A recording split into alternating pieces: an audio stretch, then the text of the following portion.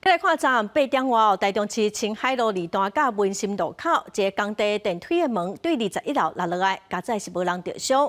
因为附近有积温，市政府已经去稽查，嘛发现讲建商刑负法无做好安全的防护，是罚18000块，嘛要求爱先停工。柑仔色铁门落伫人行道顶头，顶面阁写21楼。民众讲，铁门就是对这搭工地落落来，险啊夹到路边的一只货车甲一个人。砰一声啊，掉下来啊！那时候下面还有火车，他们有通报啊，有叫他们的那个工地的人下来看啊，因为下面还有一个人，那时候下面还有一个人，好险是没有砸到那个。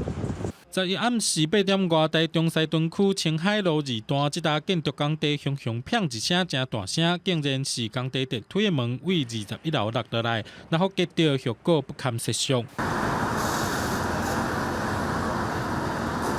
虽望前一暗处以外，毋过12早起工地人员有愿照常施工，因为起这搭建案的润良建设母公司是刑负法建设，工款正晚积温，后面将质疑工案乃阁出问题。市府派人稽查，确认有几项缺失，甲危害公共安全。未做好安全防护，造成施工电梯门掉落地面，以危害公共安全。都发局依违反建筑法第63条，防护措施不符规定，依从法第86条。除勒令停工外，予以裁处新台币18000元罚款。市府表示，这个建案当咧进行厝顶勘验，11暗因为无做好安全防护，照违反建筑法甲处罚，下令停工，限2天内完成改善，若无会继续罚。建商目前暂时无对外说明。记者综合报道。